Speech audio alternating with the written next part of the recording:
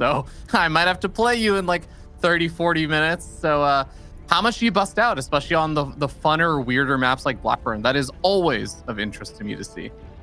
Yes, big questions being asked here, Fear Dragon. I think we all want to know the answers. So without further ado, spawning in the bottom right of Blackburn, we have the red Protoss player. He is Astrea.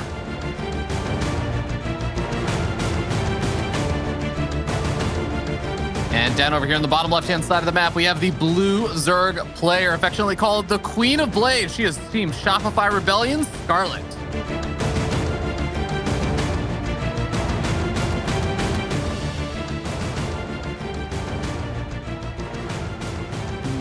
All right, so Blackburn, always a kind of interesting map to me. I really enjoy watching games on this map, even though I know it can be a funky map in a lot of ways because of the gold-based stuff. There's like a very short distance between the more forward bases. You're basically a screen and a half apart.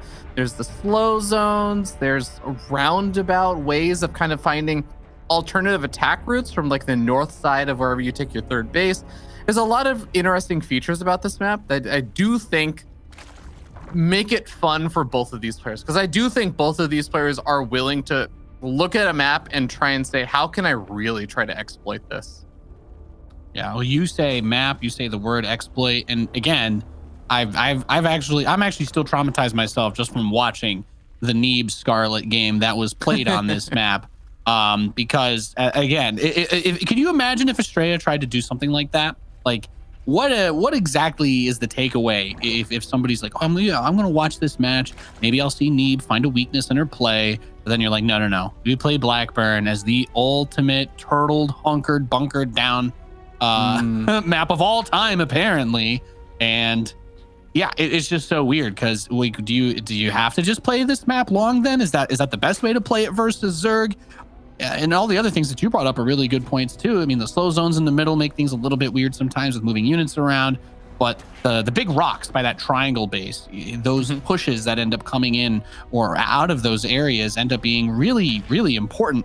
And as we've seen in previous big finals, I mean, my brain even just goes back to like TVZ, right? You can't just take that base without being sure that the Zerg isn't going to knock those down. So let's see where Astrea goes. It was a Nexus first out of him, as he's got his 2 gateways now, pumping out some adepts to go across the map. Yeah, I do take a little bit of comfort in that.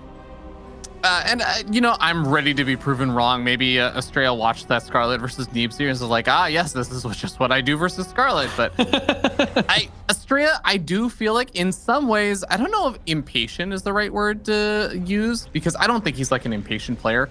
But he doesn't really strike me as the kind of like sit back, turtle up, get up cannons and shield batteries and like chill kind of player. He is I have a really cool timing and build order that's going to be executed in like an interesting way that's going to apply pressure to you sort of player. I really just can't see a world where Astrea is just going to sit back and go to like 4 or 5 bases, not really try to do some really cool pressure plays.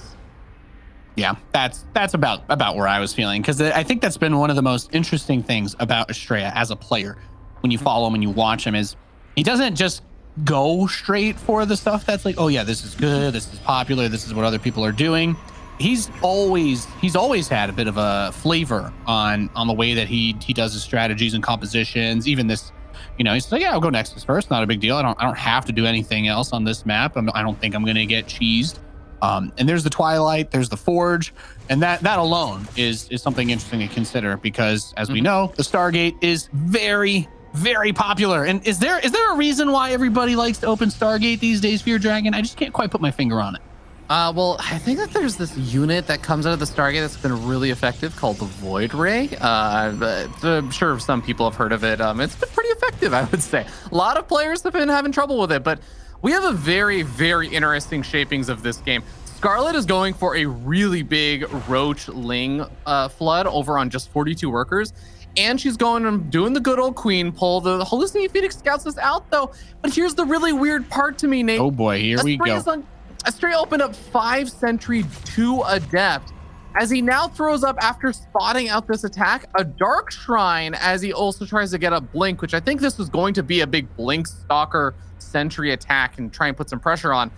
But now the name of the game here for Astrea has to be survive long enough to get up the Dark Shrine, because Scarlett doesn't have a lair. That literally everything here dies to DTs if Astrea can survive to it.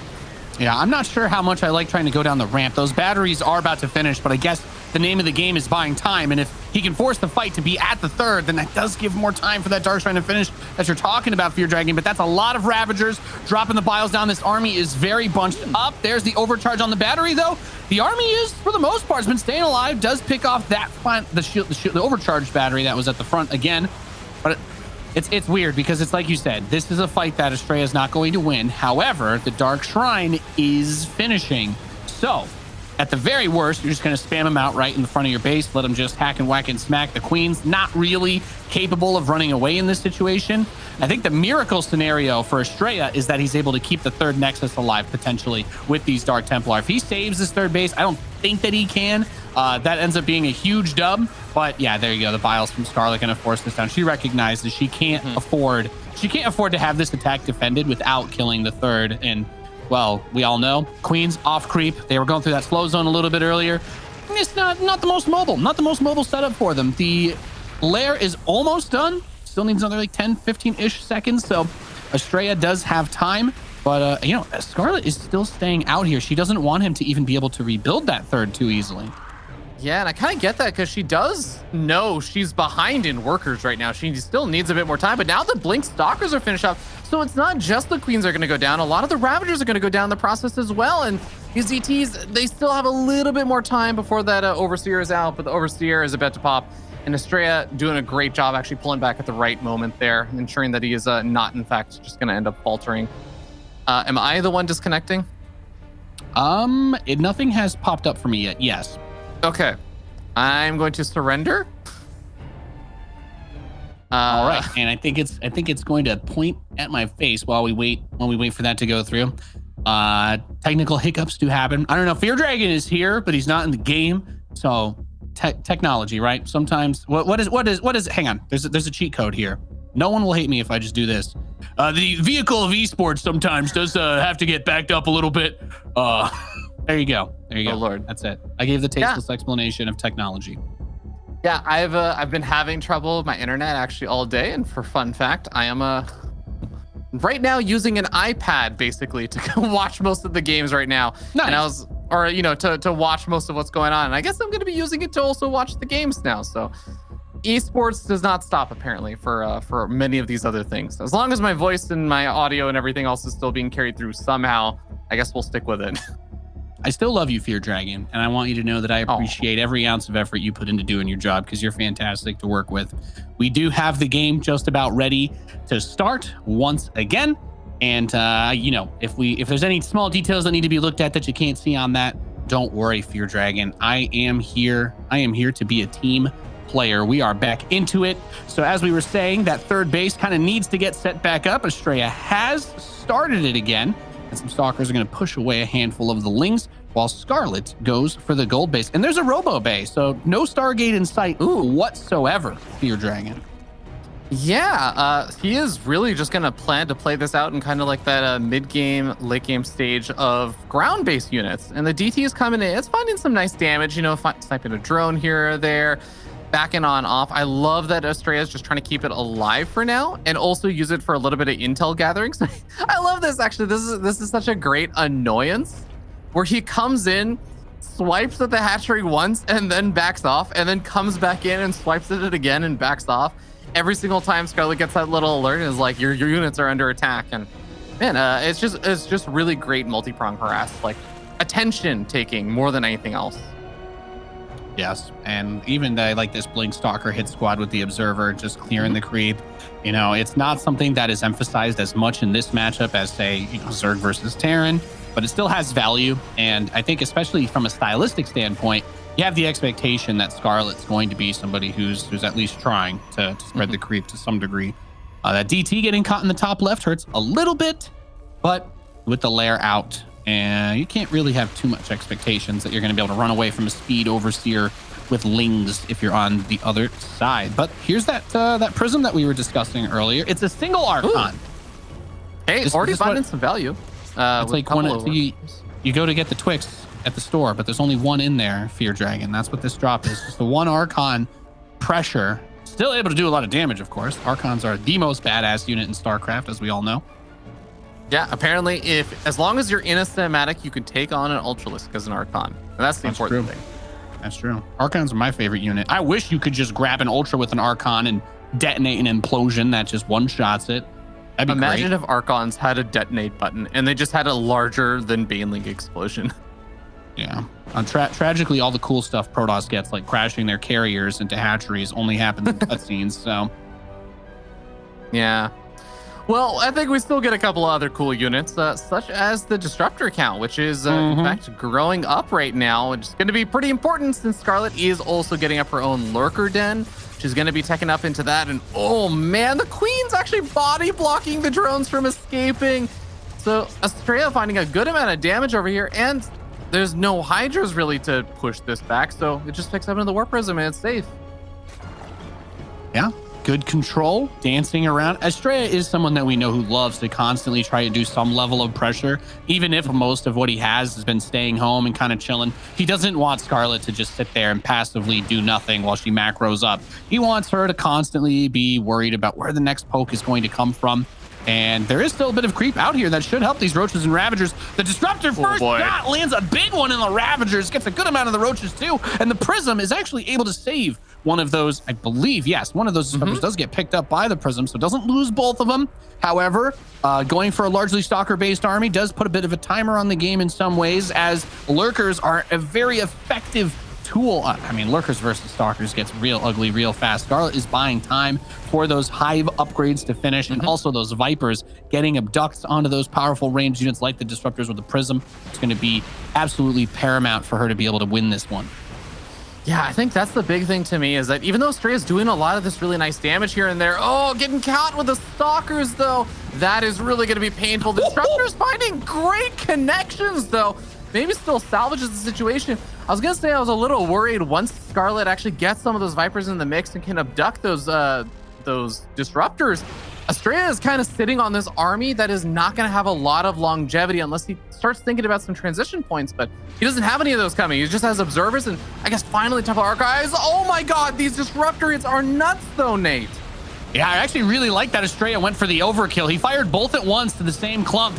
And even though that doesn't really do a whole lot, he kind of has this expectation that his units were going to be yoinked by those Vipers or perhaps focused down by the others. So he just says, I'm going to focus all the damage in center mass. At least one of these Purification Novas will go off. And they did. Scarlett does have Lurkers. She does have the Lurker range upgrade, and she's got +2 missile. So it's not a situation where it's like, okay, she needs to still get the tech, but we're in that place where it's about getting enough of it and being able to get a little bit of a bank so that you can have those Lurkers protect your economy while you batten down the hatches to prepare for the long haul. 100%. And she also has to find a way to leverage the tech, right? If the Vipers are moving too far forward without the support of the Lurkers or the Hydras or the Roaches, she can't find a good angle to actually do the abducts. Stalkers are just going to be able to snipe them off, blink forward and blink or, move on back.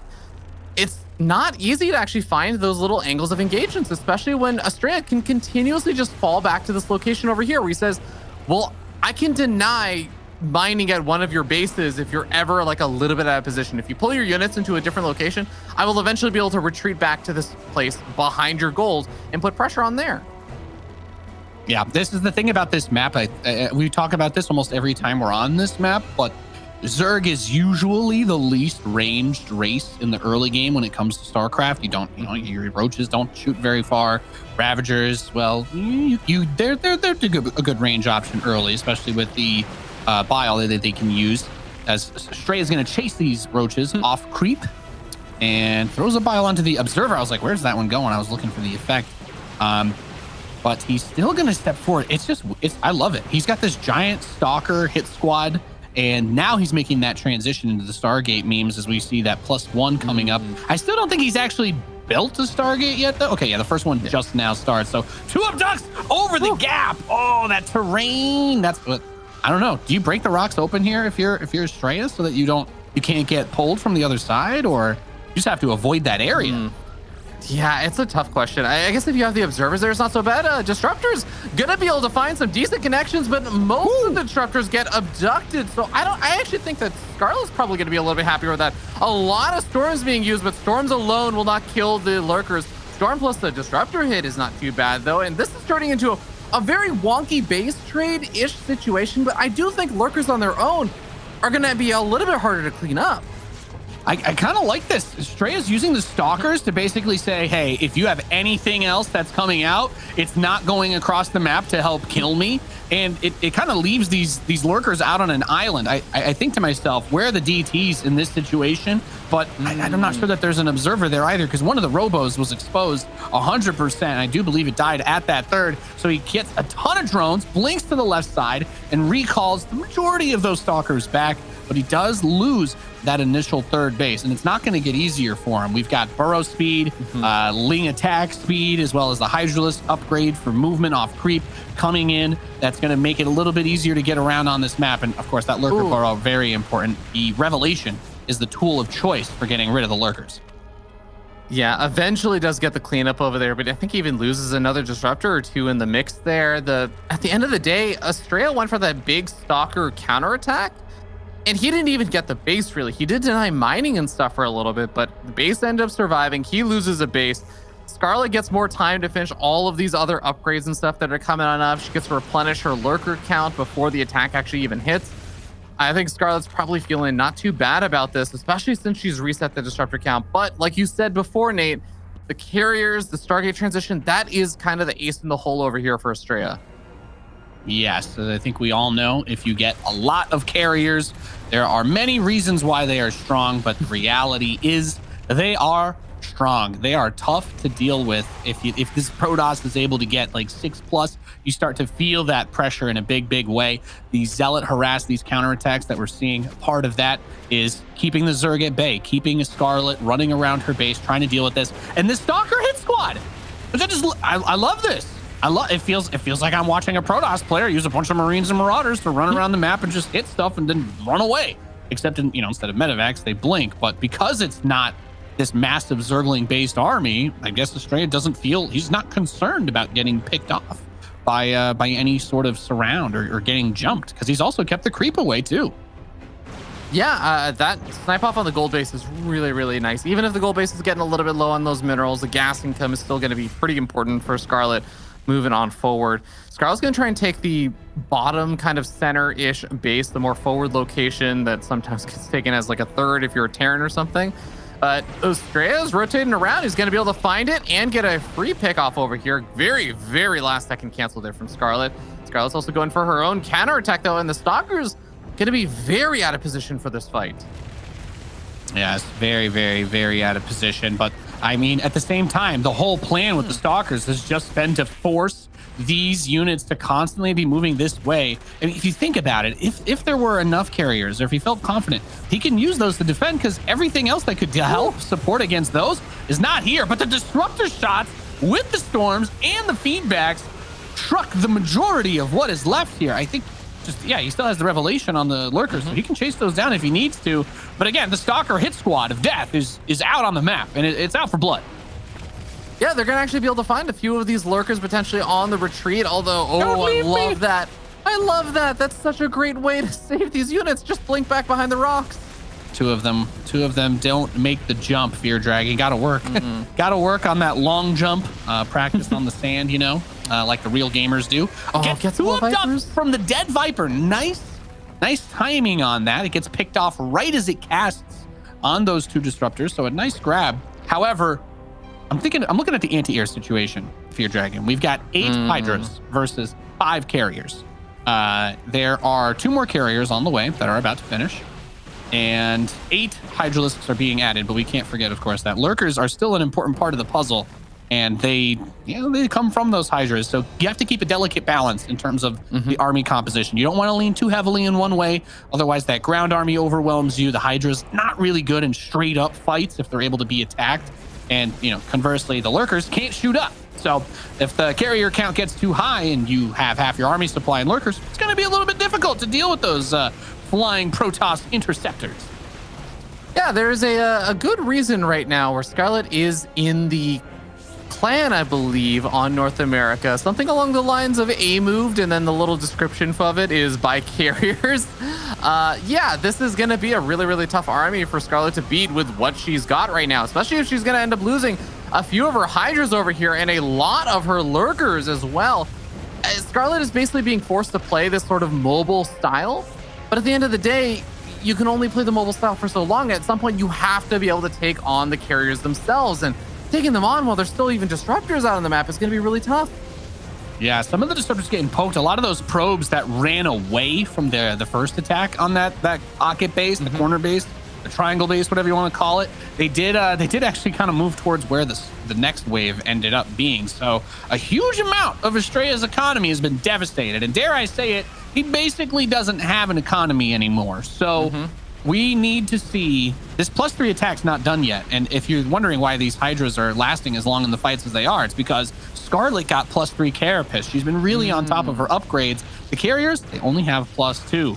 We know those interceptors are all about doing small amounts of damage over a large number of attacks. So when you have an armor advantage, it is really, really helpful, especially since these carriers are not all loaded on interceptors. He's broke. Yeah, this is do or die right now. This is the final hurrah push over here for Astrea. I mean, do you go for the main base, right? You can't waste your time on or do you go for the economy instead? I don't know. There's no income. There's no income for him. So all Scarlett has to do is bleed very slowly. And Astrea is going to, he's just, yeah, I don't know.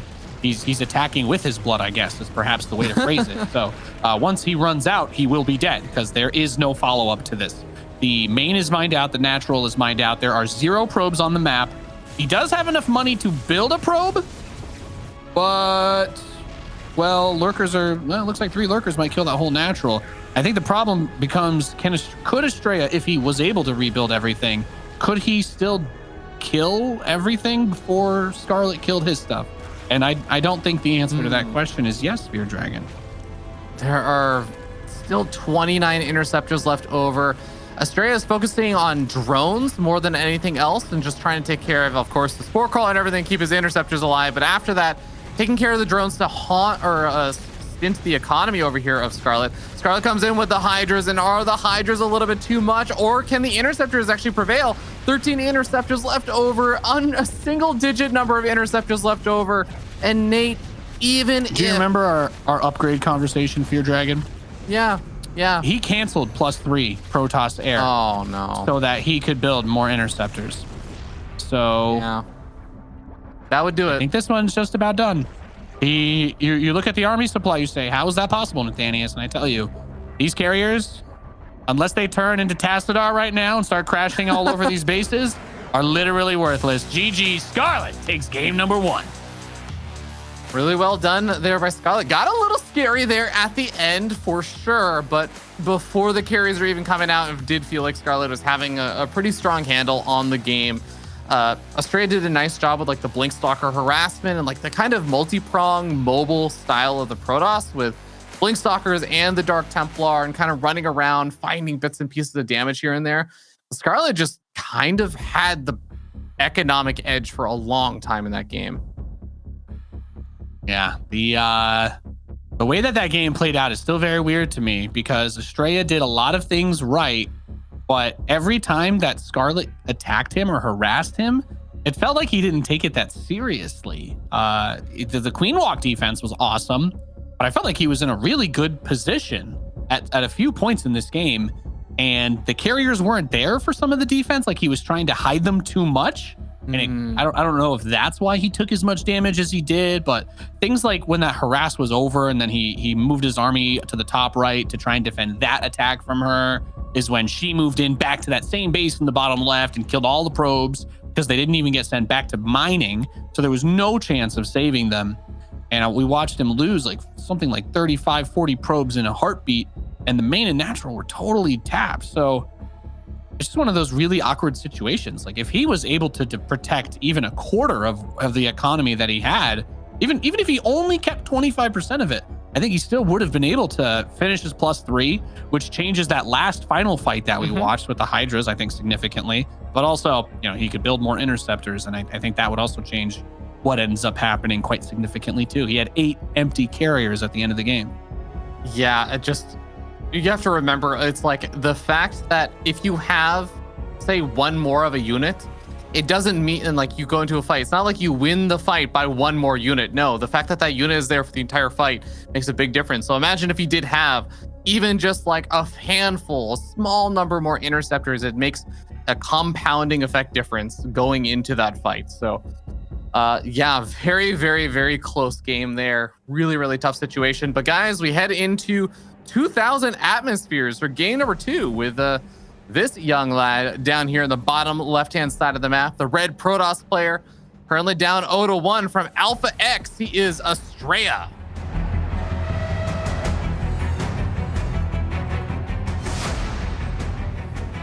And his opponent, spawning in the northeast. She currently leads 1-0 from Shopify Rebellion. She is Scarlett.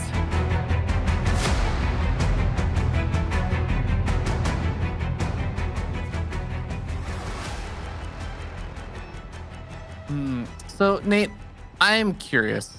You were talking about the Stargates and all that stuff at the beginning of the last game, where that has become a much more common overall opening for Protoss players. And it's not that you can't open up with Stargate, but it's more like you open up with not Stargate as a mix-up these days, more so than you open up with not Stargate because that's just your normal game plan.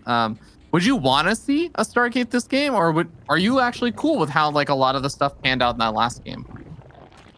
Well, I've kind of I've got my little space amongst the StarCraft people carved out as enjoys variety and doesn't take things as crazy seriously as everybody else. So no, I don't mind him mixing it up at all. The only thing that really stands out to me looking back, and I guess looking forward for the rest of the series, because it's game 2 of potentially 5, is that Astrea didn't go for the Stargate opening, right? But the Queen Walk is also kind of known as a response to it. So I asked myself, if you're still vulnerable to that build, and you didn't even do the build that that's supposed to be good against, right? It's like, what exactly are you looking for in terms of being able to deal with that if it happens again? Because if he wants to do the same build, sure, that's fine. But was there, should he just blindly get the Dark Shrine just in case? Is there some other sign that he needs to look for? And I really do believe that if he wants to keep mixing it up, and he doesn't have to, there's a Stargate right there. So, that kind of turns this conversation on its head. But in a future game, I wonder if his focus was just on getting those Blink Stalkers out early for that hit squad to cover his economy. And it never really had that level of impact, despite him running around, sniping drones, sniping hatcheries. He was never really able to put himself in a position where he was safe. And I think that's one of the biggest strengths of Scarlett, was she constantly looked for opportunities to attack, even though she was getting attacked the whole game herself. And that's a really hard thing to do, to defend and attack. But if she had given Astrea even one more minute in that game before her big push, I think he wins easily with 8+3 carriers and all the interceptors and disruptors and Templar and Immortal. No, you're not beating that. Sorry. Nah, I'm with you on that for sure. Well, we are going to see the Void Ray first and the kind of usual Protoss shenanigans happening over here in this next game from Astrea. And I think my eyes are still going to be on Scarlett's side of the map to see how she responds after spotting out is going to be at least this Stargate opening, which doesn't always lead into like the double Stargate sort of style build that we've seen many, many a time. And I think that is the thing that we usually think of when we think of really vulnerable to like maybe the Queen Walks and that kind of thing. Yeah, that's the cool thing, is that everybody has to react to things, and some folks find different ways to do it. And that's what the meta is. That's how you get change. It's how we figure things out. Someone is going to keep doing it, and somebody else is going to find a way that all of a sudden it's like a light bulb moment for everybody. And they're like, oh, I didn't even think about this as the response, or doing this to make it so that it's not even as good of a build anymore. And that does still happen, even without crazy patches going on and whatnot. And I think that's what makes StarCraft a cool game. Yeah, Oracle's actually going to be able to find a handful of the Lings as they journey over to the third base. Are there just a few too many Lings? No, the Void Ray did return on home, so I think Oracle plus the Void Ray is enough to ensure that you probably won't lose your third base or have to cancel it or anything in exchange for the Lings. So Scarlett not going to find a whole lot of value out of those, and those are a lot of Lings that aren't exactly finding a lot of value by thwarting an Adept moving forward or anything else. They basically just got made in exchange for nothing right now. So Astrea's going to be pretty happy with how the defense has happened so far. This Oracle's also not finding a lot of damage either. So probably the coolest thing about North American StarCraft is everybody to some degree can play the late game. Scarlett, not somebody that you typically see shy away from the late game. She will be aggressive in the early game more than some other players, but you don't think, oh, late game Scarlett's gonna die. Nope. Same thing with Astrea. You don't think it's Astrea late game? No, he's not just gonna die. Masa, we've seen the hour-long Masa games. We've had those. I mean, Fist of Neeb is a legend that I hope never dies in StarCraft. So whenever these like kind of more calm early games happen where a big play doesn't necessarily happen at all until both players are over 150 supply, I don't mind it because it's still pretty fun to watch. That last game was still really good. Even out of both of them. It's not like Astrea got clapped. It was kind of just not really watching his flank enough while he was constantly harassing. I mean, he had Zealots in the main, Carrier harass, DTs, everything, Archon drop. Like it's not like he wasn't trying, but the dynamics between these players it honestly just makes all the games pretty fun. Oh, I couldn't agree more. There's a lot of really good reasons why I actually enjoy NA quite a bit, and there's a good amount of that diversity. But interestingly enough, we are going back to a kind of similar composition, I imagine, as the last game from Astrea. He is getting his blink up. He's got his +1 weapons finishing up. His Robo Bay is coming up behind this as he warps in a few more stalkers over here. Now, the game is definitely opened up very differently, and the map is very different. That is something really important to note. The angles that Astrea can potentially attack in from are extremely different, but this is a pretty great grab though. I mean, 3 overlords just in the back in the free space. There's actually another couple overlords. There's a few more overlords out there too.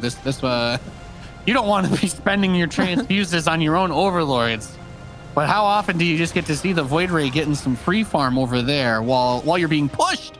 That cuts. Say thank God Scarlett has a bunch of extra overlords already, because if she didn't, this attack might actually have been able to kill her. You lose 4 or 5 overlords, you could easily get supply blocked for a while. Very interesting push out over there. So Astrea tried to move in at the same time as Oracle headed over to the bottom right-hand base. I think he maybe like that base location from Scarlett is a little surprising to me. I'm used to seeing the top center base being taken. So maybe Astrea thought the same as well. Moved up over there, but then also sent his Warp Prism to the bottom right, not to reinforce with his army. So I think he was really trying to set up this multi-pronged aggression, and just the base location from Scarlett maybe throwing him off a bit. Yeah, Prism getting a little bit of pokes done there. And here we see that there's a lot of Stalkers as the primary core for the early army for Astrea. And we do have the Disruptors coming out behind this. Can he defend this base? I think if he gets a good Nova in the middle, if he can chunk out one clump of this, maybe. Well, that Nexus goes down anyway, so not able to save that. Scarlett just focused it very well. And I don't know. Well, there's still a lot of Ravagers over here. The reinforcements aren't necessarily in place. Okay, more Roaches are going to try and come in from the backside. I'm still not actually sure how I feel about that. All of the Ravagers die. But I guess the Lurker Den is on the way and the Hive's almost done. So I was just like, wow, I guess she didn't mind. I guess she probably realized she couldn't run away with them, right? So might as well fight it out. It was a costly trade. You're definitely right about that. So I do wonder how Scarlett's feeling about that. As Astrea is, of course, just going to say, well, I just killed a lot of your army supply and I still have mine, but you canceled my base. So I need to go get some counter damage done. He's going to walk across the map. And now he's got those 3 Disruptors alive. That's one Void where he's still finding bits and pieces of value. Kills off an Extractor, backs on out to the dead airspace yet again. And that War Prism is also still looking for an opportunity. If Astrea can draw out enough of the army over here, take a decent fight and send that War Prism to the main, I think he can find a lot of value over here, but he is kind of getting pushed back right now. Yeah, this heavy Roach army, it's interesting because you're pretty much relying on getting the most gnarly disruptor shot to punch through it, because stalkers, they're great at poking and prodding and kind of jumping around with that blink, but they're not known as like DPS monsters. So even if the roaches are only just stalling and buying time because the stalkers can't really push through them super easily, those lurkers are coming eventually, for better or worse. 12 drones picked off as that prism stays alive between the main base and the, I guess the front line is where this is now. But without the lurkers on the field just yet, there is still some opportunity. In fact, no hydras either. 4 of them are just now beginning as the lurker range upgrade finishes. Yeah, Scarlett's going to definitely need some more time to get up some of those lurkers for now, but she can dodge away from most of these disruptor shots, and she's doing a pretty good job of it so far, honestly.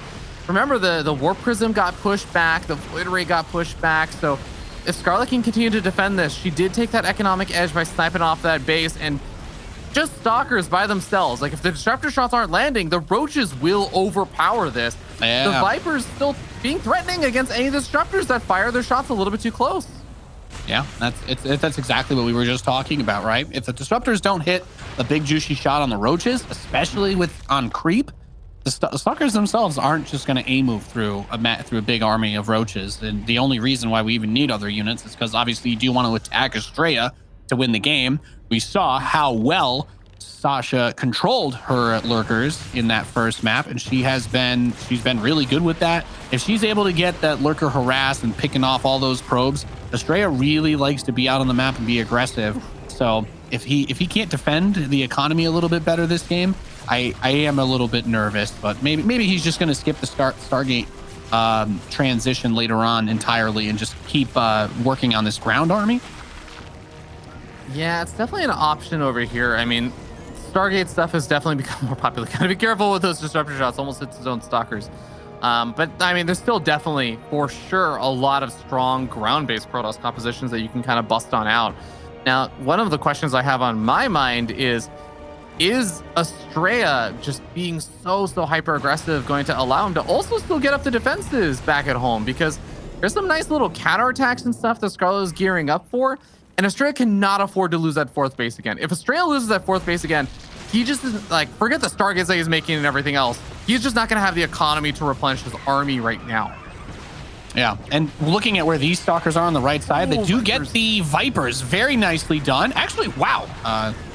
Gets a lot of the Lings with disruptor shots. Not something you get to see every day. But the roaches are still pushing that northwest position. Now Astrea's defense is looking a little bit better. Securing these extra expansions, as you said, is the most important thing. Even if you can build the carriers, if you lose one fight and you don't have the money to replace the interceptors, or if you win a fight and you don't have the money to replace the interceptors, there's not a lot they can do after that. So +1 attack almost done, but this big push on that northwest, a recall is being used to get some more forces over here to defend, but Scarlett is hitting the southeast at the same time. She is not going to give Astrea a single minute to breathe and ramp up that powerful golden armada. She wants to make it as difficult as humanly possible. And 2 carriers are in production, but they are a far cry away from being able to save the day. The lurkers hitting on the bottom right-hand side might even take out the cybernetics core that's researching the air weapon upgrades. And we were talking about how important those upgrades are. Scarlett also splitting up her lurkers to ensure that the disruptors cannot easily force those units back. And the Nexus does go down. The cybernetics core did go down. And we even got an overseer over here joining with the Hydras to ensure that observers can't even just easily walk in and get a clear cleanup over here. Yes, I think that Astrea might actually even eventually clean up over here with some additional warpins, but no, Scarlett's not even going to get the chance to, because Astrea taps out. Scarlett goes up 2-0 this best of 5. Wow, that's a really well played game, and I don't know if you're seeing the same pattern that I'm seeing, Fear Dragon, but I thought the start to game 1, things looked pretty good. Nice little back and forth. I felt like Astrea was starting to edge it out towards the end of it, and then kind of fumbled on the defense, right? The economy fell apart. The carriers were useless. You know, we've talked about it enough. In game 2, it felt like a little bit more of that, except Scarlett actually played even better. You know, she didn't make that big queen walk commitment to try and kill him early on. She still took some losses, but they weren't extreme. And again, Astrea failed to defend both sides of the map at the same time. And that's a really difficult thing to do as Protoss, sure. But it's just, yeah, I can really feel, it feels like there was some momentum for the Protoss side at the start, and it's teetered heavily the other way. Scarlett has got to be feeling good about herself going into this third map. Oh, 100%. I do feel like the recurring theme to me a little bit, and it's not even like a criticism I'm levying at Astrea or anything, or like the playstyle stuff, but he is getting locked into this stalker disruptor phase for quite a bit of time. And Scarlett is just so prepared for it every time. There's maybe one disruptor out before Scarlett starts getting out her Vipers. Scarlett has the Vipers out for like disruptors number 2 and 3 usually in both of those games, and just has the next transitions set up. And Astrea's always feels like he's reactively being like, okay, now I have to get up my Templar Archives to get up Storm and feedbacks and stuff for the Vipers and these other options and stuff. But it does feel like the transition points for Astrea are slower. It's not necessarily because like Astrea's a bad player and he's just like not thinking about it. I think that he's expecting and trying to get more damage done at that stalker disruptor phase than he's been able to get done. So even though it looks like he's getting some okay damage, Scarlett, just by virtue of surviving through that phase and getting up like more and more of those Vipers, it makes it hard to do a whole lot. Yeah, I don't really know what the answer is going into Jegantha for game number 3 with the way that this one has gone down. Scarlett, it doesn't really seem like you're like, oh yeah, I did some damage, I killed some stuff. Doesn't really seem to phase her too much. She's been really good about replacing the drones. Her static defense positioning has been strong, and she was able to rely on roaches because, well, it's not like this is an Archon Immortal Charge Lot kind of army from Astrea. And I don't know. I guess maybe it's this commitment to the early Stalker balls that she just does not have trouble dealing with, like letting the Roaches and Ravagers all just fight head to head at that 4th base. And you're like, well, I thought I was going to see her try to run those units away at some point, but it really is just head to head DPS wise. Stalkers are not beating out a lot of units. So if you're not going to build anything other than them, get a little bit of a numbers advantage and actually push that advantage and not be afraid to take that fight, even though you're like, oh yeah, I'm going to lose these units, but I'm not worried about getting counterattacked by 15 Stalkers and dying. And being able to do that is the reason why Scarlett is currently crushing this series. As we load into Jegantha for map number 3, we are loaded in. The game has begun here for the North American DreamHack Masters lower bracket final. In the bottom left, we have the red Protoss player. He is Astrea.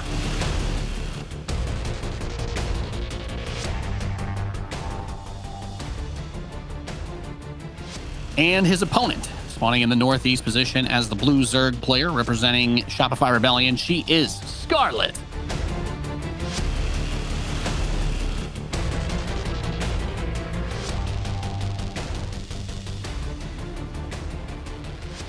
Early probe going across the map. A little bit of a hatch block. Gonna maybe not follow Scarlett's drone as we patch back in with Fear Dragon, hopefully sooner than later. And yeah, y'all are stuck with me now. I know. You literally can't imagine a worse fate than that. I totally get it. I totally understand. But this has been a brutal series for Astrea. And I generally like his micro. I think that he's a pretty strong player. He's been one of the really good up-and-comer types, at least that, I don't really know that the word up-and-comer applies to him anymore, but he's been one of those guys where it's like somebody can finally challenge the top NA dogs and put a little bit of pressure on them to step up their game. Scarlett up to the task in a huge way for this best of 5, and looking at a rematch, I guess, with Neeb, who I hope doesn't go for as crazy strategies as we saw him use against her before. But I guess you got to do whatever you got to do to win, right? So we have this pylon. I can't believe I'm about to say this, but he's just going to go for the delayed cannon rush. It's I can't believe it's cannons, and oh my god, in the main as well. We got something a little bit feisty. A little Gordon Ramsay special on this third map. So hatch is done. the cannon's about to finish, and there's nothing that can deal with it. So make a spine crawler, I guess. Go to the natural. There's nothing there. Oh, yeah, this is just going to be straight up proxy robo. All right, man. Fear Dragon, I think he's going to really miss this one. So you got cannons in the main, too. And they do build faster than those spine crawlers. So there will need to be a little bit of pressure asserted to try and keep these from becoming more of an issue. As we have seen over the years, these types of builds just get really messy. I'm expecting, I guess, a lot of cannons, a lot of shield batteries, probably an immortal or two, maybe with a warp prism on top. A little garlic salt with that. Who knows? Keep it fancy. So the cannon's in the main finish. And yeah, I'm guessing that's what it's going to be. Could open with the immortal, could open with the prism. There's no warp gate. So it's not possible to just be like, yeah, it can't warp in like a sentry or anything over there. The spine crawler is going to attempt to shut all of this down, though. I think every second that it's not attacking the pylon, I don't know. Is focusing the robo here the play? The immortal is going to be out before it can die, but I guess she might be counting on finishing it off before the shields completely regenerate. 3 spine crawlers, actually I guess 4 if you count that one on the bottom.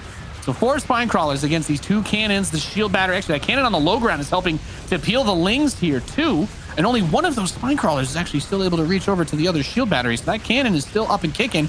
The robotics facility itself has been protected.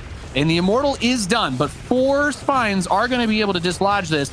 You can micro out of the spine crawler attacks using the warp prism. And I assume that's what we're going to see Astrea try to do. Some juggle micro, do everything he can to pick these forces off, get as much damage done. Scarlett is on 1 base right now. So it's not even, I don't know. I mean, he's got a worker advantage back home. So maybe we see him build a shield battery at home. Maybe he tries to do something there.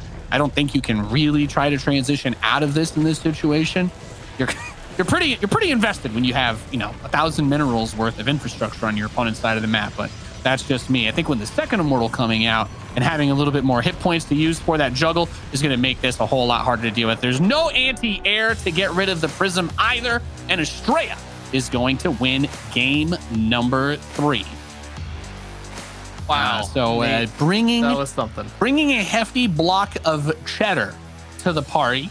Says, well, hey, I don't need to cook anything. We could put this on everything. We could just put this everywhere, Fear Dragon. Photon cannons, shield batteries, immortals, drown in it. That's pretty fantastic, Nate. I'm catching a little bit of it on the stream with the delay and everything. And frankly, wait, oh, hold on. You can't hear me at all, can you? Are we good? Okay. Is everything Sorry, okay? Nate, can you hear me now? I hear you now. I hear you. All right. Yeah, sorry.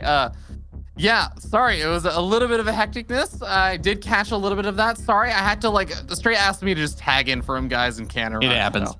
That guys, was you. You did the cannon run. Yeah, that makes sense. No, I just had to coach him a little bit, but he's doing great. I didn't need to help him too much. But guys, we're going to a short break because both these players and also I really need a break to figure things out for this next game. So we'll see you guys in a little bit.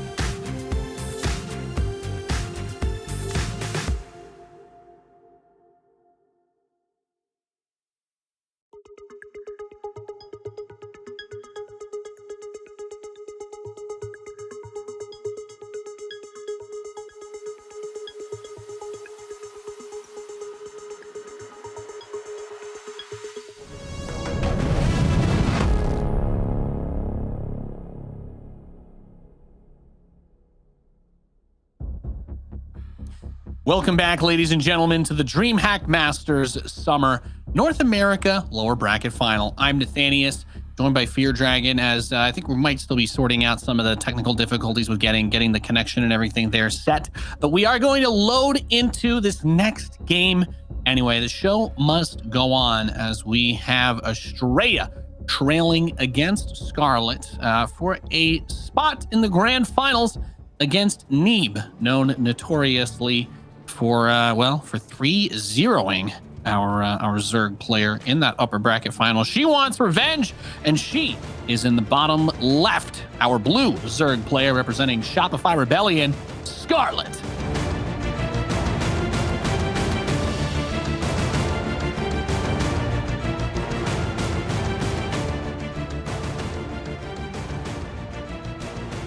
And she faces off against the red Protoss player in the northeast. He is Astrea.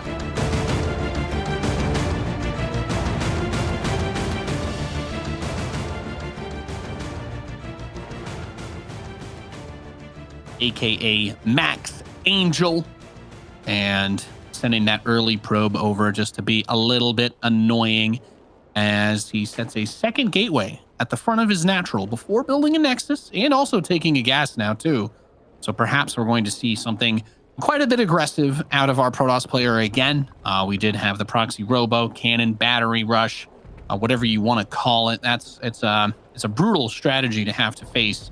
And Scarlett was not able to make the defense. So with one map win, Scarlett will move on to that final like we were talking about. Astrea, if he can clinch this one and bring it to game 5, well, I suppose at that point, anything is possible.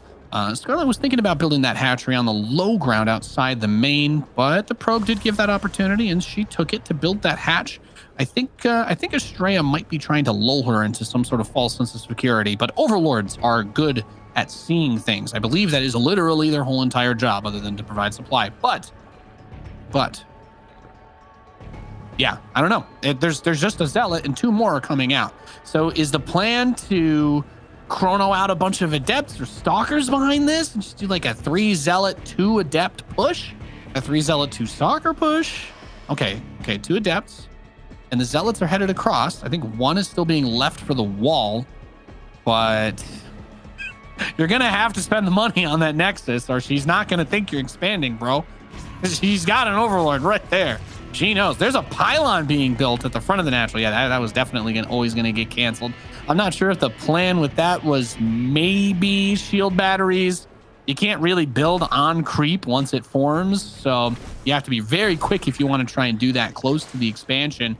But there's not really a whole lot here to... It's just a bunch of lings, right? But it's also just like 2 zealots and 2 adepts. So I think with the queen and the spine that's underway, I do feel like Scarlett should be in a position to defend against this. She's got her second base. Astrea does finally start a Nexus, and he does have a very slight worker count lead. However, he has no ability to spread it to that other base just yet. So this is just one of those really awkward openers. And I don't really have all the answers for you. This is not something that we've seen. I actually don't think I've seen this in any of the PVZs that we've cast this whole year, maybe even the last year too. A very unorthodox strategy, perhaps just because maybe Astrea's decided that he just doesn't think he can do it in a long drawn-out slugfest. Scarlett's been really good about her harass, her counterattacks, her backstabs, pretty much her everything throughout the entirety of this series, and I can't really fault her with the level of security that she's been able to give herself. It has definitely made things difficult, to say the least. He hasn't been able to get a good ground in those macro games. He hasn't been able to get that pressure going in a way that has allowed him to do, win the macro game. And I'm just going to keep saying macro game over and over again because now both players have an expansion, and it's making me a little bit nervous. We do have some zealots, we do have some adepts, but for them to kill and win right on their own is going to be, frankly speaking, difficult. So there's the Twilight Council finishing up, going for Resonating Glaives. That's the adept attack speed upgrade. And I'm guessing Astrea is basically just looking at this like a Neeb. I'm going to just hit you with a bunch of adepts and try to kill you. But Scarlett's a smart player. I mean, she used roaches to defend against the stalkers earlier in the series. It would not surprise me to see her go for those again. The Roach Horn is building already. So by the time these adepts are making their way across, by the time that they have, the ability to actually try and put that pressure on, Scarlett should have a pretty good window of time to get some of those roaches out. And I think it's important to mention that she did use them against the stalkers as well, and they're naturally good against adepts. So because of that, I can't really think of many reasons why she wouldn't rely on the roaches. She's had a very good time with those so far in this series, especially holding back Astrea's attacks. So as the attack begins to come, she sees the adepts with one of those scouting lings. There's a little bit of creep on the other side of this acceleration zone, but the roaches are not out just yet. Spine is up front. The adepts are content to just attack it while they wait for the shade to finish. It does not. It gets canceled. And maybe Astrea is going to say, okay, if I just kill your third base, I'm willing to settle for that. But the roaches are coming out. And there it is, double Stargate. There it is, double Stargate. Can feel a little bit of the pressure, huh? I feel like we're all getting that vibe right now from Astrea. He's definitely feeling it. He's like, okay, he immediately realized I'm not going to get done much more than just picking off this third hatchery. Just send it. Just get 2 Stargates, whatever. Just start cranking out the Void Rays. If there's any god that you can pray to win this match, it's got to be the god of Void Rays. So let's just let that be, I suppose. I'm not really feeling confident in being able to do much else with the ground forces. And I don't honestly know how Astrea expects to get that third. So Scarlett is moving out. She's got a pretty hefty number of lings and roaches. There are a few Ravagers mixed into this as well. And oh no, he's going Phoenix. He's going Phoenix, boys. I got a bad feeling about this one. So maybe he'll be able to lift up 1 or 2 of the roaches while everything else kills him. But this might have been one of those scenarios where the meme was actually the better play with some Void Rays. There's a lot of adepts too, but I mean, there's a lot of roaches and Ravagers. The adept not really known for its ability to be able to handle an army like this on its own. But I suppose we've seen crazier things throughout the history of StarCraft and just competitive e-gaming in general. The Ravagers will happily smash down the wall, and I don't know. The adepts are going to try to turn themselves into another brick in that wall, I suppose. Biles are going to miss the Phoenix, but as long as she keeps this pressure up with the Biles, and especially considering that Cybernetics Core, very important piece of tech that is now also highly exposed, is something that really needs to be considered. You really don't want to lose that. Now the only thing that Astrea is going to be able to build are zealots, right? Yes, he didn't even rebuild a cyber core. It's just now starting in that main base. But there's the Biles going down on the shield batteries. The adepts are actually defending against this. The Phoenix are actually defending against this. It's been shut down. The majority of this attack has been cleaned up. But what did we just watch? Okay, Astrea did it. There you go. I'm just sitting here clenching the whole entire time. But ladies and gentlemen, Astrea is going to tie this series up. I'll be honest with you, I didn't think that a bunch of roaches and Ravagers and lings were going to die to just adepts and 3 shield batteries with some Phoenix, but here we are. Is that Wardy? Can you hear me? Hi Nate. Yes, I'm I've typed in. Yeah, Fear Dragon has some issues still, so I'm here to help you out for game number 5, which you are now going to. So that's rather exciting. I didn't really get to catch much of that game because we were trying to figure out production stuff and so on. So well, if you want the spark notes, adepts, that's it.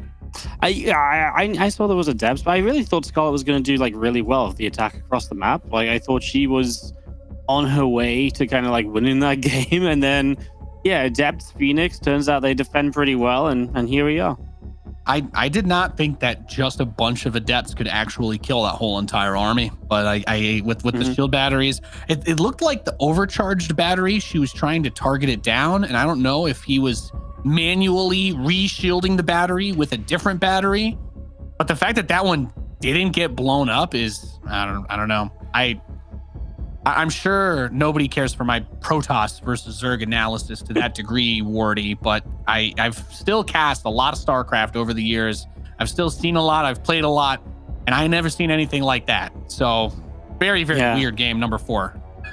It's one of those weird ones. It comes around every now and again where a massive adepts actually do hold, and it usually is just there is just so many plus batteries, and it's okay. And then actually, then in that sort of situation, Phoenix do way better than they usually would, right? Because, well, you're taking some of the numbers away, and that means the adepts get to overwhelm better, and that's obviously a whole thing. So, yeah, no, it's kind of get definitely weird, not one you see every day, but not unheard of, I suppose.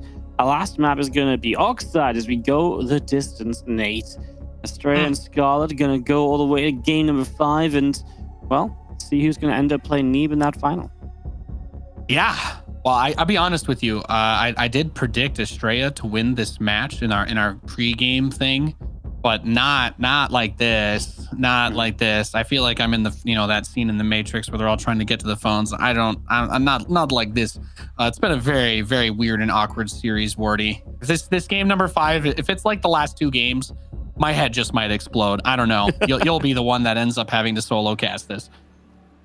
Yeah, no, it's been a kind of a wild series for sure. I can get behind that. Let's kick it off as we are going to start down in the bottom left-hand side of the map with the red Protoss player, Astrea.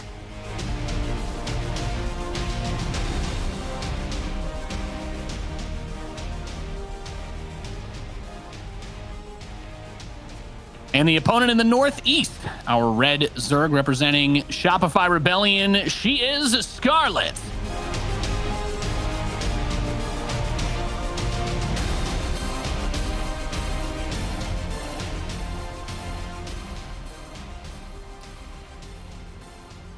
Fun map to end things on, right? Because it's definitely not the largest map out there. It's a map where you could really see a lot of faster aggression, but you can still kind of get that weirdest split map scenario too.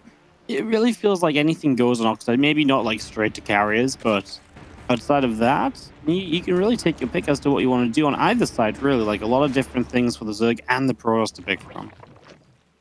Yeah, the Oxide is just one of those maps where I feel like we see the little bit of variations brought out more, especially because the terrain around that low ground third, right? It always ends up being really weird. There's multiple different angles that you can try to move around and get into those positions. But yeah, that last game was still a bit of a head scratcher. I was watching the delay on the stream come through, and it looks like when she was throwing the biles onto the batteries, I think she actually might have just missed it a little bit. I don't know if it was the pathing got blocked by something, but it was definitely one of those high pressure, intense moment situations where I think if things were more normal and the game wasn't in such a wild place, maybe she probably should have just bashed those down and been able to get it done.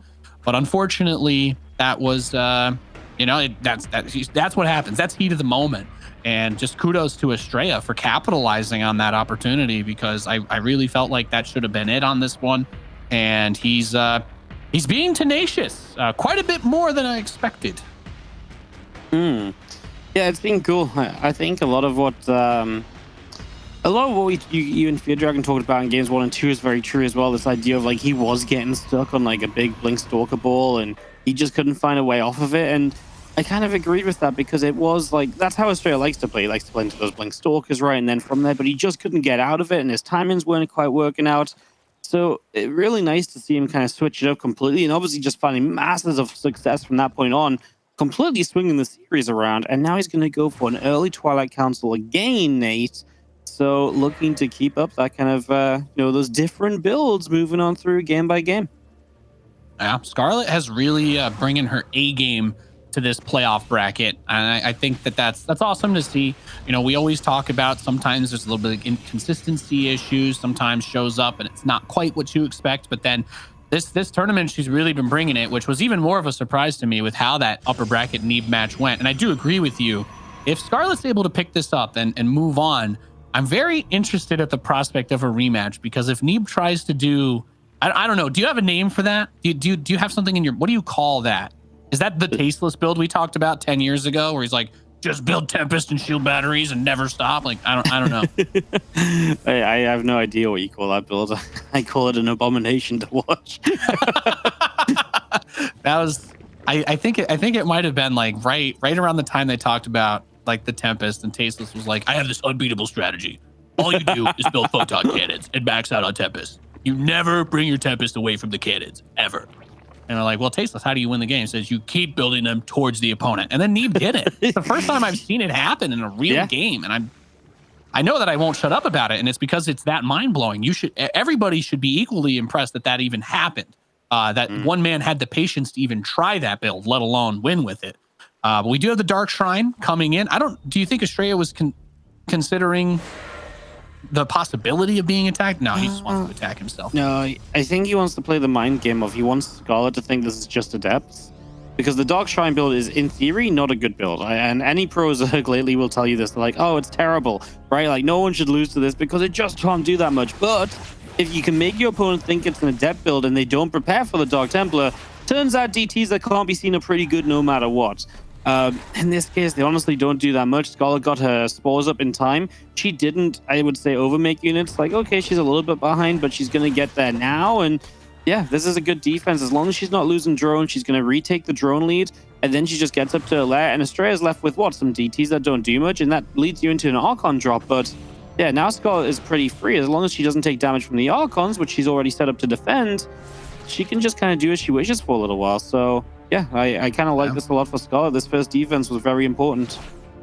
It's a good place to be in. I think we even talked about this earlier, despite, or you know, maybe I talked about it with Fear Dragon. Sorry, the Scarlett going for the spore crawlers, right, on kind of like a more like a cyclical timing. You know, I feel like if you're a professional Zerg player, you have some idea of when those types of builds are going to hit you, whether it's a Stargate build or Dark Templar. The fun part is if you get the spore crawlers at the right time, it can deal with both, right? And I think that's kind of what you're alluding to with them not being able to do as much. But he hasn't made that Archon yet. Okay. Yes, he's we surprised kept by on his that? DTs. It's interesting. He's killed a lot of creep, to be fair. 6 creep teamers down in the game, but only killing 5 lings. I just can't get out of my head that I think Scarlett's just going to start running away with this a little bit. That said, Astrea's kept an okay work account throughout, and it's not like Scarlett's got a massive army to attack with like right away, like right now. So maybe he'll be all right. Yeah, I mean, it's kind of a weird one. You don't usually see, because also this was only 2 DTs, right, instead of the usual 3. So that's a little bit different as well. It's just hard to place exactly what the investment was from Astrea and just where exactly Scarlett's work account was all game. It was a bit of a weird one. Yeah, and here we have just that one Archon, like you're talking about, all by his lonesome, firing that that electric plasma death ball out of his hands, which is the coolest attack animation in the game. But you're right, it doesn't really do that much. This isn't the high yield harass that you're maybe looking for. But I think if there's something to consider, at least compared to the previous games we've had in this series, Wardy, he's finally building Immortals and getting charged. So I like that. We had some charged Zealot harass, but it hasn't been a very bulky composition out of Astrea. It's mostly just been Stalkers run around and hit the map while I build tech units at home. And then it's just like Stalker Disruptor. And then, the other game was the Stalker Carrier, but obviously that wasn't able to get it done. So he's got a much beefier force, and he's getting ready to attack this 4th base of Scarlett. I'm not sure she has enough to save it if he goes right for it, but if he takes the fight, then these Ravagers might find themselves a little bit more happy. Yeah, Scarlett actually has Bane speed about to finish up. She just doesn't have any Banelings, which would be amazing against this army because obviously there are a lot of Zealots in there. So that's a little bit unfortunate. Catches the 3rd Immortal, though. That will not add anything into this. And I appreciate that that's a cancel on the 4th, and that's a fairly big deal, but Scarlett took no other damage. At least she didn't lose the 4th while trying to save the 4th base. If she runs in and tries to actually, fight this, then the 4th goes down anyway. I feel like that's problematic. The one thing right now is that she can move across the map, and this is where Astrea has not done anything to her army all game long. This might be where Scarlett is the strongest, but it's a nice style counterattack that already gets 1 queen and is going to get Scarlett to bring her other queens back, but she will keep on going with everything else. She is committing to make something happen here. Yeah, I mean, she built all these Ravagers for a reason, right? Storm is not even halfway done. The Templar unable to contribute to the fight. It is basically a Big Daddy Immortal trying to knock everything down while a bunch of Ravagers continue to bile away. And Scarlett's on top of the 3rd base of Astrea currently. 169 supply to 88. Not a lot to work with for Max Angel. His 3rd is being bashed down. The last Archon drops. The Prism comes home to pick up an Immortal, but the 3rd base is still going to die. It's still there. You still need that economy, and Scarlett is looking poised for a grand final rematch with Neeb after a very topsy-turvy and a very stressful best of 5. I'm going to say stressful for everybody involved, not even just Scarlett. Give yourselves a hand for enduring this series, ladies and gentlemen, because it's been a hell of a barn burner to say the least. Yeah, it's been a little bit wild as Astrea is going to have warping units biled. GG is called. I mean, you gotta say, it's a funny game,